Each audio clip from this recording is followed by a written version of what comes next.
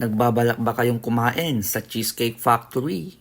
Kung ganon, tong video na to ay para sa inyo. Pagpasensyahan nyo na kung magulo. Mahihayin kasi itong vlogger nyo.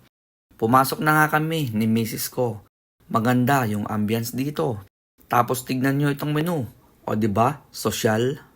Sosyal nga, ang tanong, masarap bang pagkain dito? Pero bago nyo ako i-bash, lagi nyo sanang tatandaan na magkakaiba tayo ng panlasa. Nalipatan ko na nga yung in-order ko. Pero ito, akin pa rin ikukwento.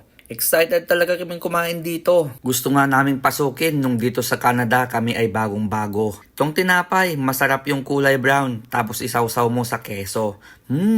Yummy! Dito lang ata kami na parami. Yun lang ang aking masasabi.